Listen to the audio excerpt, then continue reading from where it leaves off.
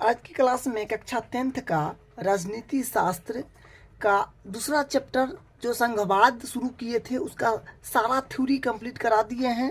Point by point करा, जितना point था उसका प्रत्येक टॉपिक वो सब करा दिए हैं।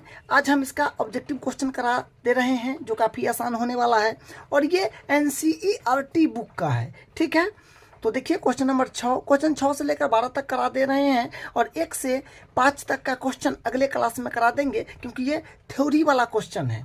ठीक है, तो क्वेश्चन नंबर 6 देखिए, रिक्त स्थानों को भरें। क्या करा है कि चूंकि अमेरिका डैश तरह का संघ है इसलिए वहाँ सभी इकाइयों को समान अधिकार है। संघीय सरकार के मुकाबले प्रांत डैश है लेकिन भारत की संघीय प्रणाली डैश की है और वहाँ कुछ राज्यों को औरों से ज़्यादा शक्तियाँ प्राप्त है।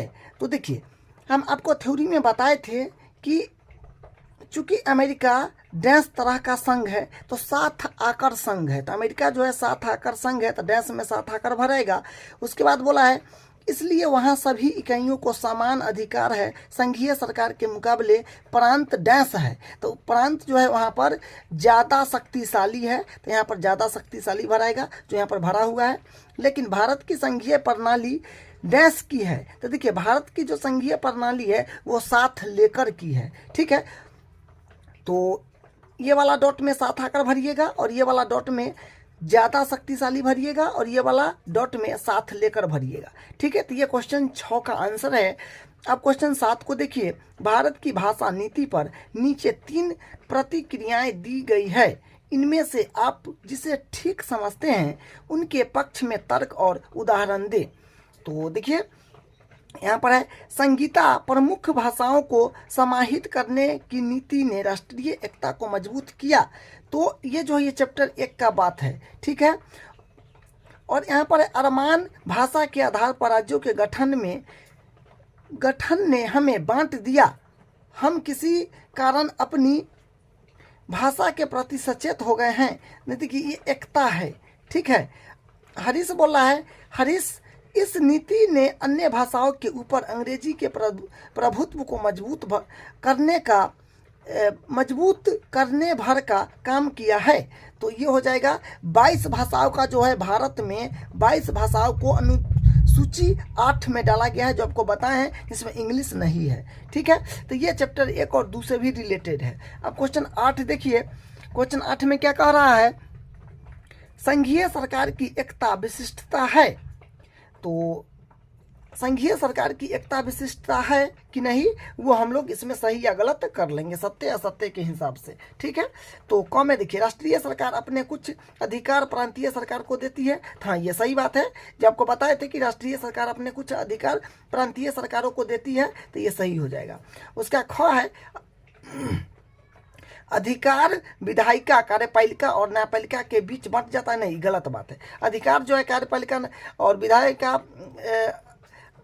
अधिकार जो है विधायिका कार्यपालिका और न्यायपालिका के बीच बंट जाते हैं, तो ये नहीं, ये गलत बात है। ठीक है, इसका ग देखिए, निर्वाचित पदाधिकारी ही सरकार में सर्वोच्च ताकत का उपयोग कर सकते हैं। हाँ ये बिल्कुल सही है, जो निर्वाचित व्यक्ति है वही तो सरकार में सर्वोच्च ताकत लगा सकता है। इसका घ नंबर देखिए, सरकार की शक्ति शासन के विभिन्न स्तरों के बीच बंट जाती है। हाँ सही बात है, जो आपको बताए थे कि सरकार की शक्ति शासन के विभिन्न स्तरों के बीच बंट जाता है। ठीक है, क्वेश्चन 9 में क्या है कि भारतीय संविधान में विभिन्न सूची में दर्ज कुछ विषय यहाँ दिए गए हैं, उन्हें नीचे दिए गए तालिका में संघीय सूची, राज्य सूची और समवर्ती सूची वाले समूह में लिखे। आपको हम बताए थे कि 3 प्रकार का सूची होता है, एक होता है समवर्ती सूची और एक होता है संघीय सूची और एक होता है संघ सूची। ठीक है, मतलब संघ सूची और संघीय सूची और राज्य सूची। तो आपको हम बताए थे कि सूची 3 प्रकार का होता है, एक होता है संघीय सूची, एक होता है राज्य सूची, एक होता है समवर्ती सूची। तो इसमें आपको बताना है कि कौन कौन संघीय सूची में आएगा, कौन कौन राज्य सूची में आएगा, कौन कौन समवर्ती सूची में आएगा। ठीक है, तो देखिए संघीय सूची में आपका रक्षा बैंकिंग संचार आ जाएगा, राज्य सूची में आपका पुलिस कृषि व्यापार आ जाएगा और समवर्ती सूची में शिक्षा वन विवाह आ जाएगा। ठीक है, जो ये आपको हम थ्योरी क्लास में बताए थे। ठीक है,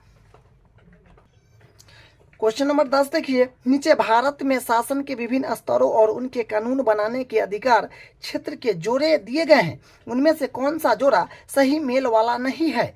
तो देखिए यहाँ पर जो है ये संघीय सरकार जो है अवशिष्ट अधिकार का ये जो है ये जोड़ा जो है ये सही नहीं है, बाकी बात सब सही है। राज्य सरकार को राज्य सूची मिला हुआ है, केंद्र सरकार को संघीय सूची मिला हुआ है, और केंद्र और राज्य सरकार को संभवती सूची मिला गया है, ये भी सही है। लेकिन ये गलत है, स्थानीय सरकार अवशिष्ट अधिकार ये गलत है, ठीक है। इसका क्वेश्चन नंबर 11 देखिए, सूची 1 और सूची 2 में मेल ढूंढिए और नीचे दिए गए कोड के आधार पर सही उत्तर चुने। क्या है कि आपको सूची 1 और सूची 2 में मेल को ढूंढना है और कोड के आधार पर सही उत्तर चुनना है। जैसे एक में भारतीय संघ, तो भारतीय संघ में हो जाएगा आपका प्रधानमंत्री, राज्य में हो जाएगा आपका राज्यपाल, और नगर निगम में हो जाएगा आपका मेयर, और ग्राम पंचायत में होता है सरपंच, ठीक है। तो क्या देखें कि भारतीय संघ में हो जाता है प्रधानमंत्री, और राज्य में होता है राज्यपाल, और नगर निगम में होता है मेयर, ठीक है। नगर निगम में मेयर होता है और ग्राम पंचायत में सरपंच होता है, ठीक है। ग्राम पंचायत में सरपंच होता है।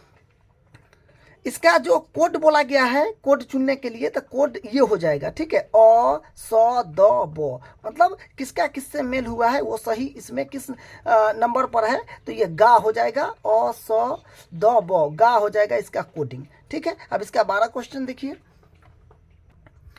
क्वेश्चन 12 देखिए, इन बयानों पर गौर करें। 12 में है कि इन बयानों पर गौर करें। देखिए, अ में संघीय व्यवस्था में संघ और प्रांतीय सरकारों के अधिकार स्पष्ट रूप से तय होते हैं। हाँ, तो ये सही बात है। दूसरा, भारत एक संघ है क्योंकि केंद्र और राज्य सरकार के अधिकार संविधान में स्पष्ट रूप से दर्ज है और अपने अपने विषय पर उनका स्पष्ट अधिकार है, ये सही बात है।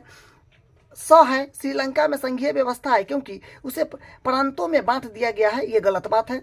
ये द में देखिए, भारत में संघीय व्यवस्था नहीं रही क्योंकि राज्यों के कुछ अधिकार स्थानीय शासन की इकाई में बांट दिए गए हैं, ये गलत बात है। ऊपर दिए गए बयानों में कौन सी सही है, तो देखिए गा जो है सही है, अ और द, अ और ब, ठीक है। अ और ब सही है, देखिए अ नंबर और ब नंबर ही सही था, तो ये गा कोडिंग इसका सही हो जाएगा, ठीक है। अब अगले क्लास में इसका 1 से 5 तक का क्वेश्चन करा देंगे, ठीक है।